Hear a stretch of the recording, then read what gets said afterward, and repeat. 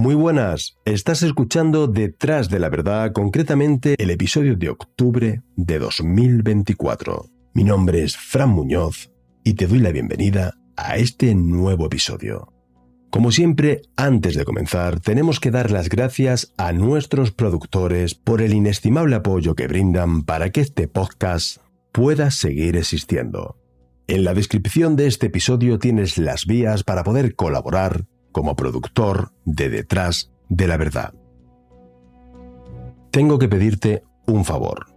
Hoy se abre el plazo de votación para los premios iVoox, así que me gustaría que si nos escuchas a través de dicha plataforma nos des tu apoyo, y si nos escuchas a través de otras aplicaciones te pido que te pases, que te des una vuelta por iVoox y que nos dejes tu voto.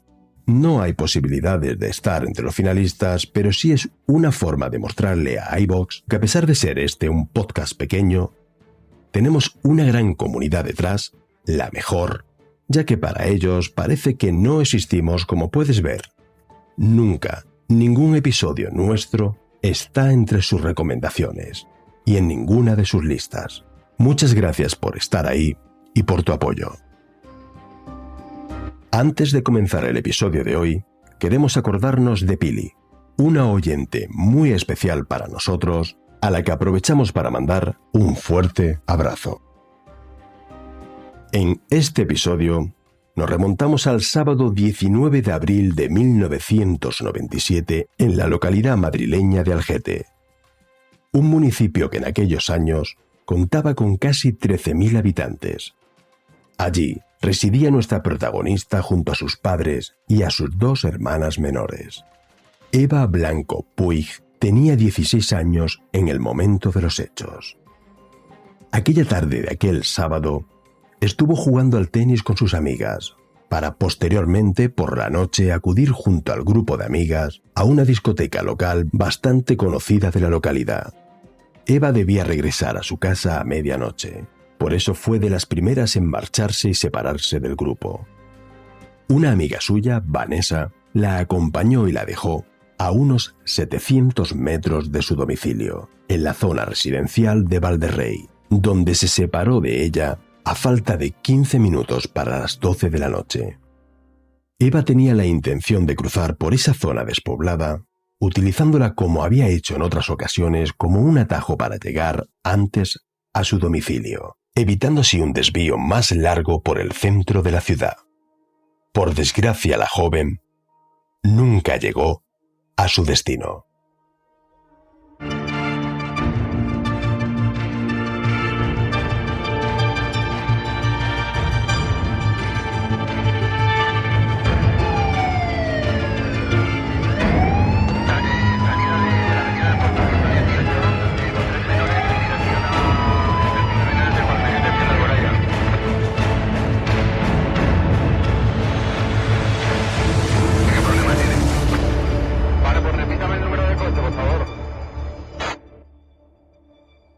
Detrás de la Verdad. Un recorrido por la historia negra de nuestro país.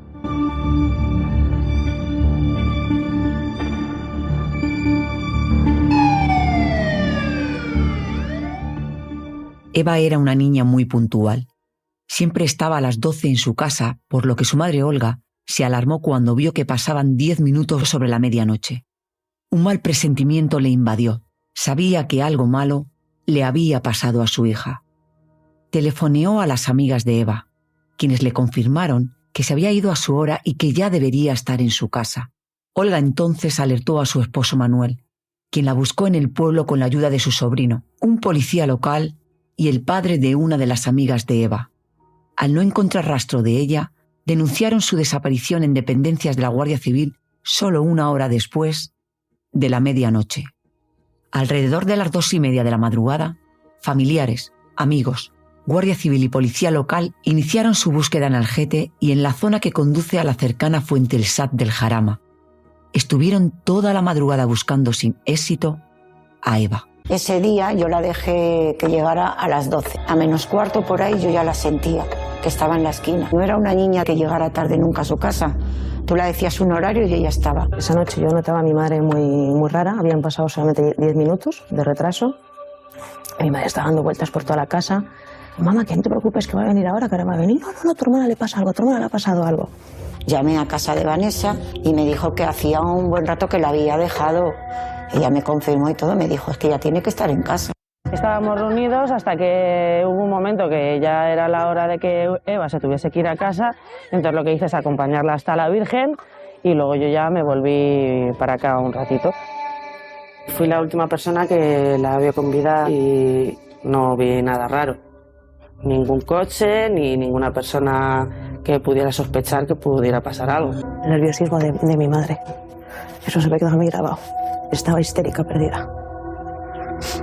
Y salió corriendo de casa y buscando por todos los lados y mamá, ¿qué pasa? Mamá, ¿qué pasa? Y yo le pedí a Manolo que fuera por la carretera de Cobeña a ver si ella se había enfadado o algo y se había ido andando.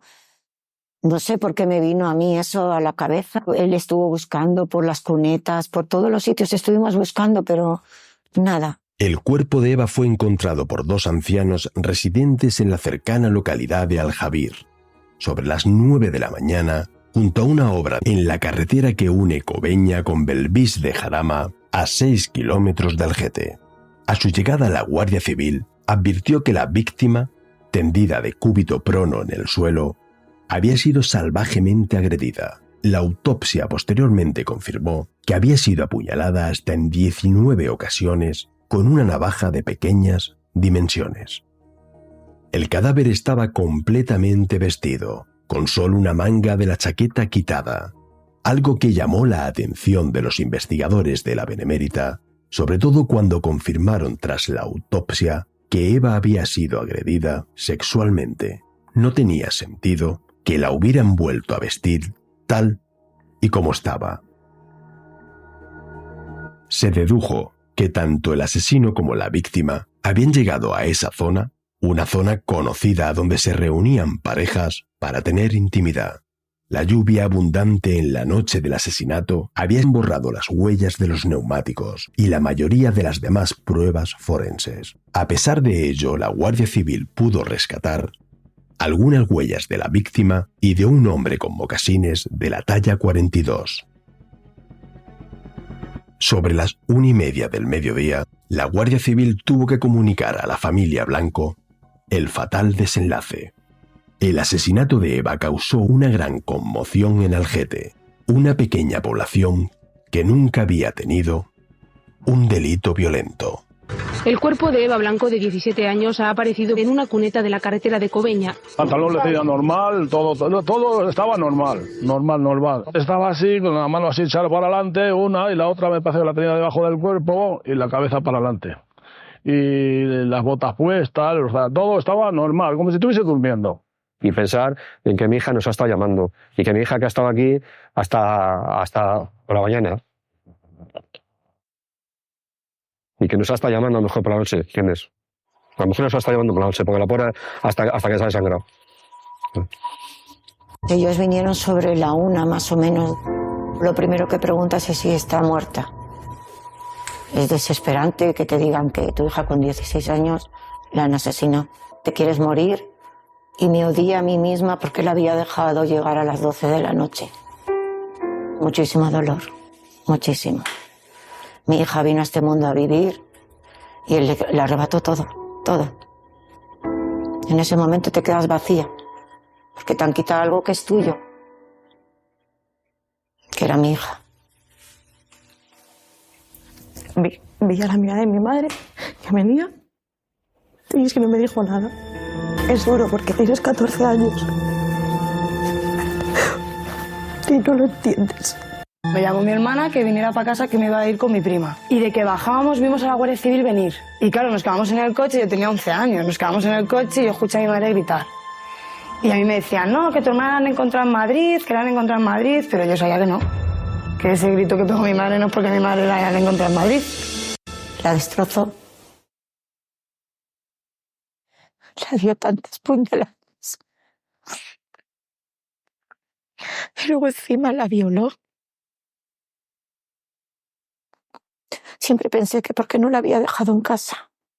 Si ya le había hecho eso, ¿por qué la mató?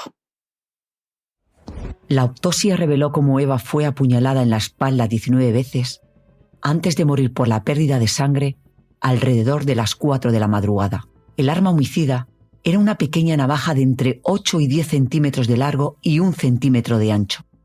La primera puñalada en el costado del cuerpo se hizo mientras estaba sentada en un vehículo y el resto después de que saliera a intentar correr cuesta arriba junto a la carretera. Muchas de estas heridas posteriores, en su mayoría encontradas en la oreja y parte posterior de la cabeza de nuestra protagonista, fueron superficiales y se interpretaron como pasionales, mientras que la primera herida fue profunda y pudo haber sido mortal incluso en ausencia de todas las demás. El himen de Eva había sido desgarrado y se encontró restos de semen del agresor en su boca, vagina y ropa interior. También se extrajo una fibra roja en la boca y debajo de las uñas de Eva, que posteriormente fue identificada por el Centro de Documentación y Museo Textil de Tarrasa como perteneciente a un tipo común de tapicería de automóviles, lo que confirmó que Blanco había estado en un vehículo después de su desaparición. Posteriormente se descubrió que se trataba de un Renault 18. Estaba así, con la mano así echada para adelante, una, y la otra me parece que la tenía debajo del cuerpo. Era una noche también de lluvia, en fin, una noche mala, ¿no? El agua pues había llevado pues, cualquier indicio que podía haber dejado el autor, se lo llevó todo por delante. Al ADN había que poner un nombre, teníamos como el otro la persona, pero había que darle un nombre. Pero nunca, no llegó nunca a dar el resultado que nosotros estábamos esperando, ¿no? Lo único que es bueno, teníamos el ADN, ¿no? La ausencia de marcas en el cadáver de forcejeo o heridas defensivas hizo pensar a los investigadores en sus primeras hipótesis que el autor pudiera ser una persona conocida de Eva y que se hubiera subido en su coche de manera voluntaria. Todos sus amigos confirmaron que Eva nunca se subiría a un vehículo con un extraño. Las primeras pesquisas de los investigadores se iniciaron en el círculo cercano de amigos, bautizándose la investigación como Operación Pandilla. Sus amigos siempre tuvieron muy claro que Eva había sido raptada, violada a punta de cuchillo y asesinada para evitar el enjuiciamiento por el crimen cometido, ya que su amiga nunca accedería por propia voluntad a irse con nadie, sobre todo cuando tenía que estar en 15 minutos en su casa, ya que siempre había sido una chica muy puntual. El primer sospechoso oficial fue el exnovio de Eva, un residente en la cercana localidad de la Fuente del Saf que recientemente había roto con ella. Sin embargo, rápidamente fue descartado por los investigadores tras ser interrogado por la policía. La investigación se centró entonces en los hombres adultos conocidos por la familia de Blanco y en quienes ella pudiera confiar. El 29 de mayo, el delegado del gobierno anunció que la Guardia Civil encontró el caso más complicado de lo esperado y que ya no excluía a un extraño como autor. Yo esa noche tenía coartada, quedé con unos amigos de la pandilla y vinimos sobre las 10 al GT y vi a Nani que vino y me preguntó si había visto por el pueblo a Eva y le dije que no y me dijo, es que no ha aparecido todavía por casa. Y dije, la va a caer una bronca, digo, porque nunca se suele retrasar. Tampoco le di mucha importancia porque no crees que vaya a pasar lo que pasó. Yo a Eva la conocía desde hace muchísimos años. Antes de venirse con nosotros a la pandilla, Manolo se hizo un grupo de chicos jóvenes para protección civil y yo me apunté en ese grupo. Y Eva era pequeña y venía con su padre. Al cabo de los años empezaron a venir ella con 2 amigas a nuestra pandilla. Date cuenta que esto era un pueblo, o sea, un pueblo que no había nada. Entonces, bueno, se juntaban los críos que eran del colegio, se juntaban todos, se iban a bailar, igual se ponían a bailar ahí en unas pistas que había ahí atrás de un colegio, pero vamos, que estaban muy unidos entre todos. En aquel tiempo yo creo que él le gustaba a Eva. Yo creo que fue el tema de la lluvia por lo que quiso acortar camino y cogió ese camino que no estaba iluminado, estaba en obras, pero era un camino que no cogía casi nunca. A no ser que la bajara yo en moto, que su padre no quería que bajara en moto jamás, pero la bajábamos a escondidas para el tema que estuviera siempre a la hora, pero era un recorrido que jamás hacía. Muchas veces me lo ha dicho que en qué hora no estaba ahí en ese momento, que siempre lo ha acompañado, que siempre, que ese día que no podía estar, que mira que es cuando le ha pasado eso. En ese momento te sientes muy mal, muy mal. Si hubieras estado, si no hubiera ido a Madrid, para un día que falto, y el sentimiento de culpa no te lo quitas. Sebas ha tenido mucho remordimiento de que aquel día él se fue a Madrid y siempre nos lo ha dicho.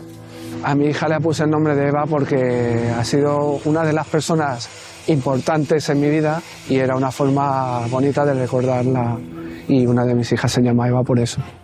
El hallazgo de restos de semen en el cadáver fue ocultado a la familia de Blanco y a la opinión pública en un primer momento, mientras la Guardia Civil tomaba con sigilo y a escondidas muestras de ADN a los parientes varones, incluido su padre, para cotejarlas. Así, por ejemplo, la muestra del padre de Eva fue obtenida de un cigarrillo que había fumado mientras se entrevistaba con los investigadores. Otras muestras de investigados fueron tomadas de tazas y vasos de establecimientos hosteleros de Algete. 8 meses después del crimen, la madre de Blanco encontró 2 cuadernos escondidos entre cajones en la habitación de su hija. Estaban etiquetados como 95-96 y 96-97. Y fueron escritos a mano por la víctima hasta el mismo día de su asesinato. Los diarios fueron estudiados detalladamente por los investigadores. Muchas de estas páginas no contenían nada más que la inscripción Eva y Miguel, el nombre de su exnovio repetido una y otra vez con diferentes colores de bolígrafo. Sin embargo, 2 páginas antes del final del último Eva y Miguel fueron reemplazados por Eva y 34-31-10. Todos los intentos por descubrir el significado de estos dígitos, 34-31-10, fueron infructuosos. Esta información fue filtrada en la prensa, surgiendo hipótesis de lo más disparatadas e inverosímiles para intentar dar explicación a la secuencia numérica. Las difamaciones hacia Eva fueron terribles y muy graves por algunos supuestos colaboradores y periodistas. Incluso algunos intentaron buscar una extraña e inexistente relación entre la joven y grupos de ultraderecha, teorías que fueron descartadas por la Guardia Civil tras ser investigadas. En el diario de Eva existe una hoja concretamente en la cual ponía Eva y 343-110. Lo que nos llevaba a pensar a los investigadores era que podía ser una persona. Hay personas que han sacado su conclusión de esta numeración. Ese número lo que hace es disparar, que aparezcan todo tipo de versiones sobre lo que podía significar. Incluso se difundió a los medios de comunicación, hubo todo tipo de llamadas, nos inducían a que contemplásemos la posibilidad de que si podía ser cosas relacionadas con extrema derecha o algún tipo de ideología radical. Algo hay aquí raro y que vincula a Eva Blanco con el mundo neonazi. El número había que dividirlo en 3 partes. Los neonazis españoles utilizan mucho el 34, que quiere decir C de combate por Alemania. El número 11 significa la letra K. 3 Ks forman la palabra Ku Klux Klan. Y por último, la O. O sea, que lo que se pensaba que era el 0 es una O mayúscula. Es una O mayúscula que identifica una runa céltica a la que ellos le tienen mucha estima, que es Odal. Nosotros la conclusión que llegamos es que este número quiere decir Eva y nazis. Bueno, un poco más que era cosa de brujería, cosas de nazis. Hay una serie de dibujos que hay personas que lo han visto y que le han tachado a mi hija de todo. Que era de ultraderecha, una persona que estaba en la ultraderecha, que era muy ligera y se iba con estas personas y por eso la han matado. Llegaron a poner a Eva como que la niña era una puta, como que la niña era una neonazi. Hay un criminólogo que dice que a mi hija la han matado porque pertenecía a un grupo de extrema derecha. O sea, ¿cómo se puede permitir la gente decir las cosas que dicen y editar un libro? Ellos no se dan cuenta de que hay familias, hay hermanas, hay amigos que lo están oyendo. Lo que tienen que hacer esos profesionales, criminólogos, que han dicho todo lo que han dicho, que pidan perdón. Todo el aporte de información que nos llegó fue analizado, estudiado y sobre todo las ideas más peregrinas en cuanto a su posible radicalización en algún movimiento extremista, su participación en movimientos radicales de corte de extrema derecha, todo eso fue total y absolutamente descartado. Después de ser informado Manuel, el padre de Eva, de que su ADN había sido comparado con el semen encontrado en el cuerpo de su hija, y ser excluido como sospechoso, este comenzó a hacer una campaña para que otros residentes de Algete proporcionaran muestras voluntarias de su ADN en un esfuerzo por ayudar a atrapar al asesino de su hija. En 1999, 2 años más tarde, el alcalde de Algete dio un paso al frente y solicitó que se tomaran muestras a todos los residentes mayores de 16 años, aproximadamente unas 5.000 personas. Propuesta que fue rechazada por las autoridades judiciales al considerarla ingenua, desproporcionada e inútil, ya que el autor jamás se sometería voluntariamente a dicha prueba. A pesar del dilema suscitado en torno a dicha prueba, más de 3.000 varones de Algete y localidades cercanas facilitaron voluntariamente su ADN. Estamos muy satisfechos con cómo se desarrolla. Lo que pasa es que hay una serie de personas anónimas que han llamado dando una serie de datos, entonces para ver si se les recordamos y vuelven a llamar. Yo sé que tarde o temprano la persona va a aparecer, no sé si será 1 año más, 2 años, 5 años, pero vamos, tiene que aparecer seguro, porque tiene una cosa muy importante que es el ADN. Sabíamos que el autor no se iba a presentar, pero si tenemos a 3.000 varones y 2.000 se someten, esos son los que discriminas y ya te quedas con 1.000, ¿no? Pensábamos que, en fin, este. Y claro, llegaba a la hora de la verdad, puerto 3 para atrás, que no es. Te habías tirado porque sea 1 mes o 2 meses. El juez de instrucción del caso solicitó un informe al fiscal general de Madrid para la viabilidad general de dicha prueba. La respuesta emitida el 30 de marzo del 2000 por el fiscal fue que las pruebas solo deberían realizarse en muestras de personas que pudieran considerarse sospechosas según la investigación, y no en voluntarios. Solo se cotejaron 45 personas sospechosas, incluidos 12 familiares de Blanco por parte de su padre y 6 por parte de su madre.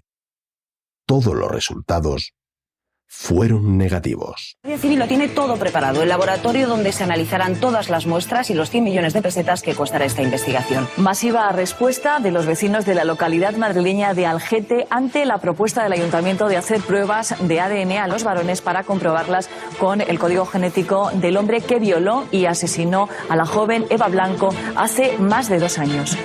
A mí me parece bien, con tal de que le encuentren. Sí, todo lo que sea favorable para la operación, sí. Los años iban pasando y no se conseguía detener y poner nombre al perfil de ADN que el violador y asesino de Eva había dejado. Nos podemos imaginar el dolor de esos padres que se obsesionaron con proteger a sus otras 2 hijas, como ellos mismos relatan. Y de repente se volvió demasiado estricta, muy, muy estricta. Y sobre todo más con mi hermana, la pequeña, mi hermana María. Muchísimo. Se pasa mal. Porque no es que se haya muerto por una enfermedad, es que no. Yo, por ejemplo, ahora vivo con miedo porque digo, jolín, es que mi madre, yo la entiendo porque yo he peleado mucho con mi madre. No me dejaba salir, bueno, es que nada, o sea, nada, cero. A las otras 2 hijas que tenemos, las hemos martirizado. O sea, no las hemos dejado salir, se quedaban en casa cada vez que movían una silla, castigada porque ha movido la silla, o sea, las hemos martirizado.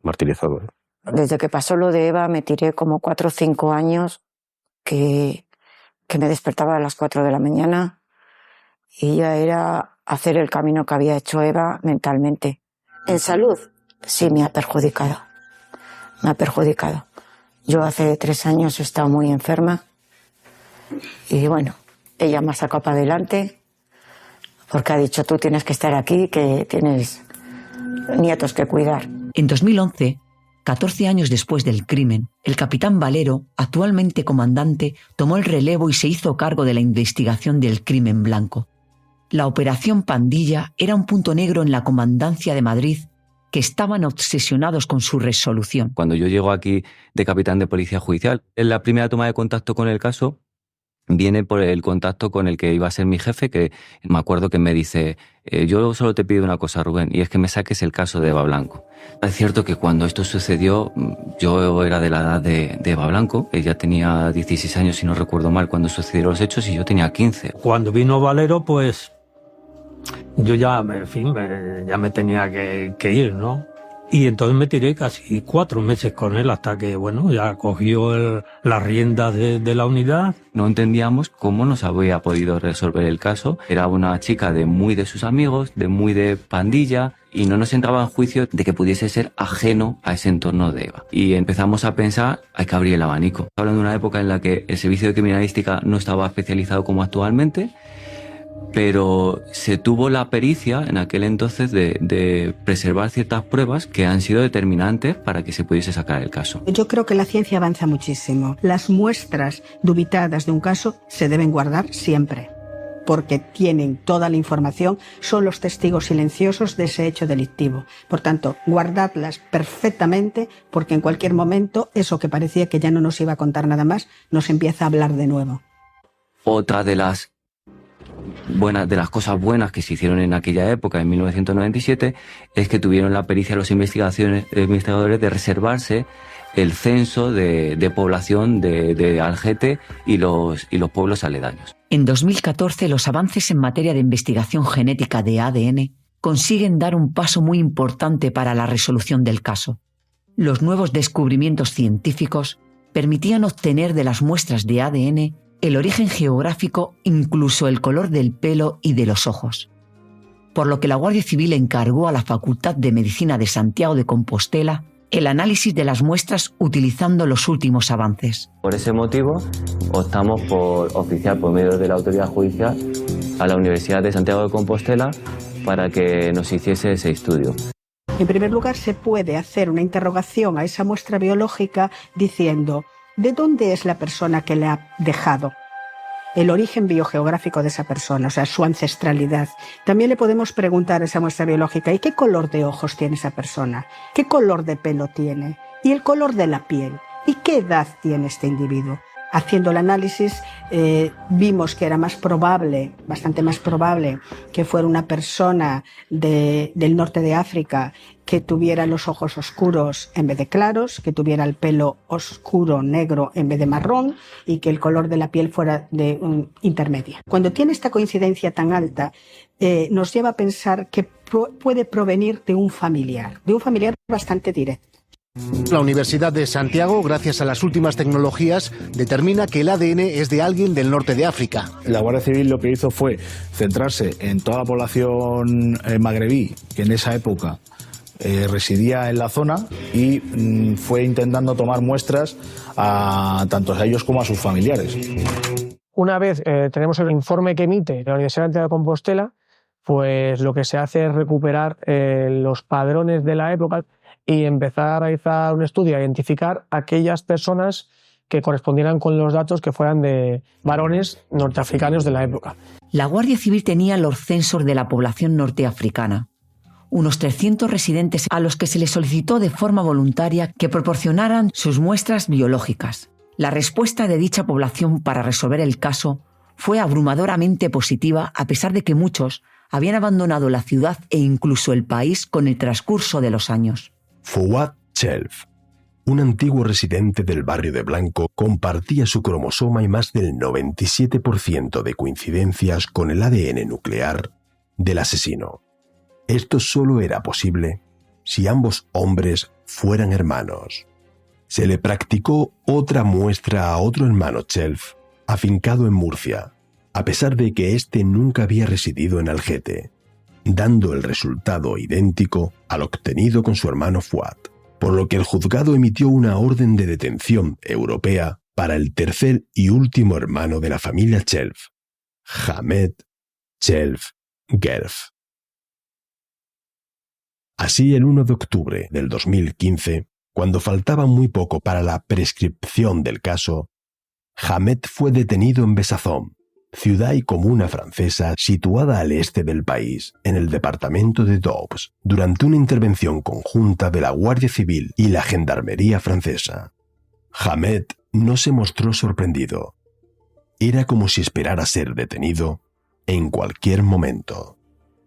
Escuchamos al comandante Valero. Quedaba solamente un año para prescribir, ¿no? Aunque no estaba, pero para mí fue por fin, ¿no? se ha podido llegar, coño, a ponerle el nombre, ¿no?, a ese ADN que tanto hemos luchado, ¿no? Yo me acuerdo que yo hablé con los investigadores y dije, mira, yo solo os pido una cosa, yo quiero ir a decírselo a la familia, se lo pedí expresamente.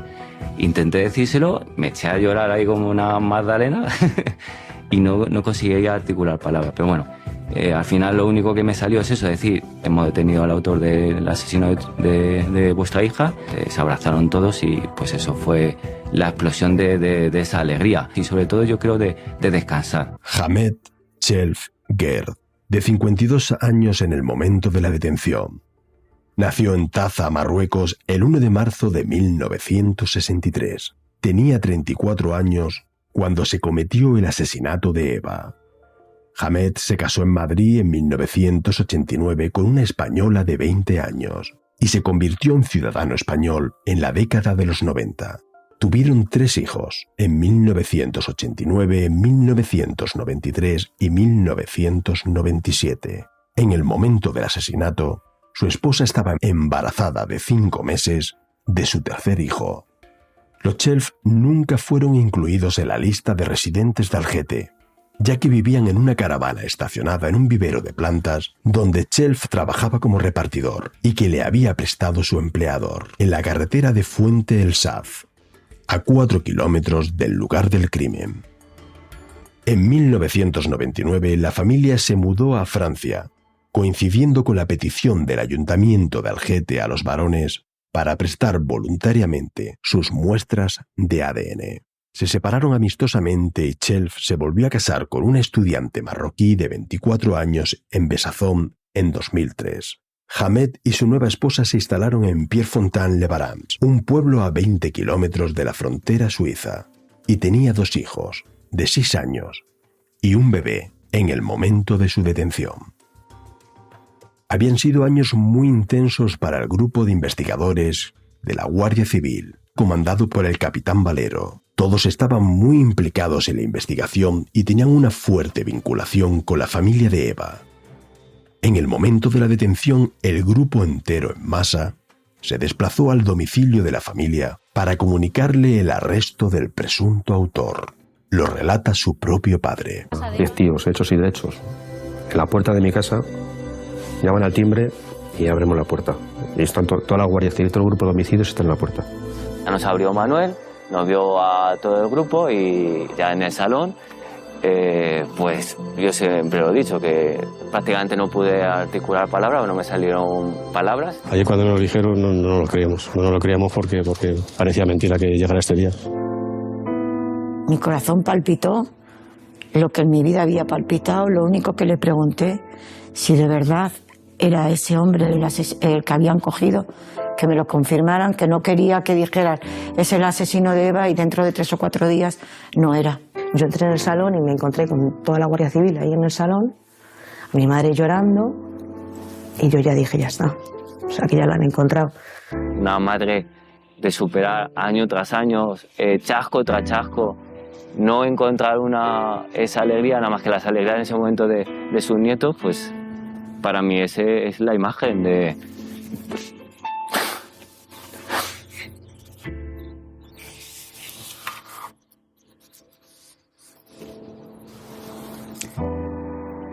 Para mí era eso, era mi madre.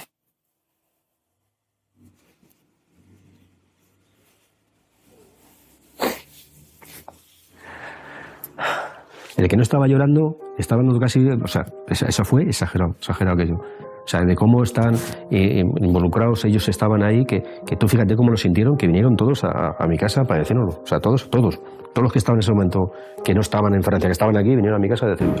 El 5 de octubre de 2015, Ahmed intentó sin éxito cortarse la vena yugular con un vaso de cristal en su celda, pero aceptó ser deportado a España para ser juzgado 2 días después. El 9 de octubre, Chel aterrizó en la base aérea de Torrejón bajo la custodia de la Guardia Civil. Fue acusado formalmente de asesinato, violación y detención ilegal y fue recluido en la prisión de Soto del Real a la espera de juicio. Las pruebas confirmaron que el ADN encontrado en el cuerpo de Eva coincidían al 100% con el detenido. El 15 de enero de 2016, Admet declaró en la audiencia que 2 personas lo metieron a la fuerza en un automóvil y lo amenazaron con una navaja para hacerlo eyacular sobre Eva, que estaba viva en su interior. Insistió en que nunca la penetró, pero cuando se le preguntó por qué se encontró su semen en el interior del cuerpo, no supo dar una respuesta. El 29 de enero de 2016, Admet fue encontrado muerto en su celda de la prisión de Alcalá Meco, tras haberse ahorcado con los cordones de sus zapatos. La acusación terminó formalmente el 15 de febrero del mismo año. En octubre del 2020, el Tribunal Supremo de España condenó al Estado a indemnizar a la familia del presunto violador y asesino con un total de 90.000 euros por no haber evitado el suicidio del interno. Si es mejor que hubiera estado 20 años en la cárcel o la decisión que tomó, es algo que yo no entro ni a valorar, ni la pienso, ni prefiero pensarla. Es un final que él decidió y ya está. Para nosotros el final terminó en el momento que se le detuvo.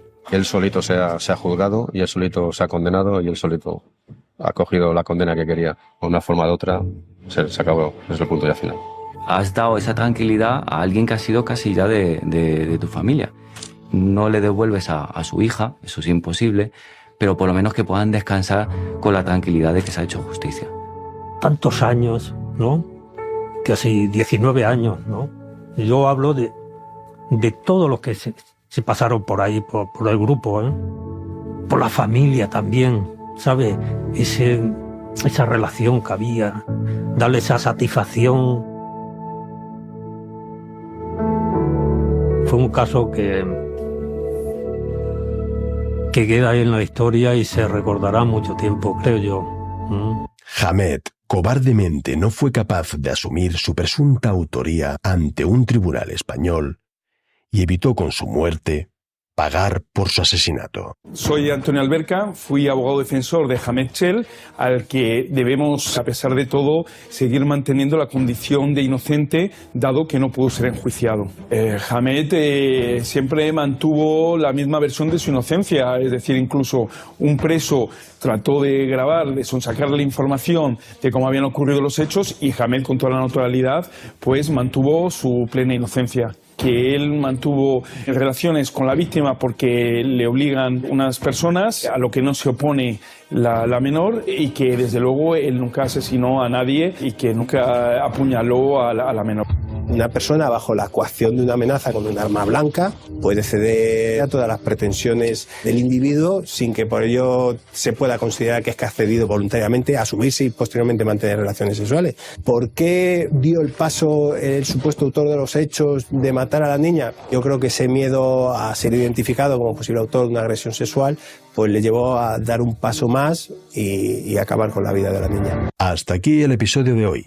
Tenemos que felicitar a la Guardia Civil por la resolución del caso de Eva y por todas las gestiones que realizaron de forma infructuosas y en silencio a lo largo de los años.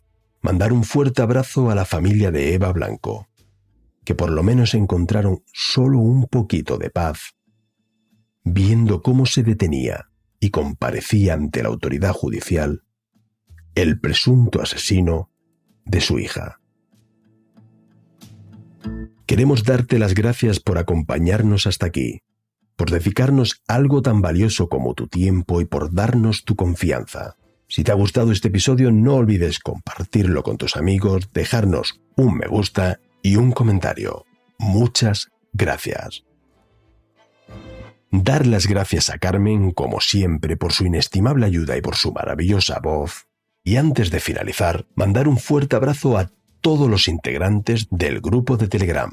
Nos oímos como siempre el primer lunes del mes siguiente, no sin antes recordarte que no te olvides de ser feliz.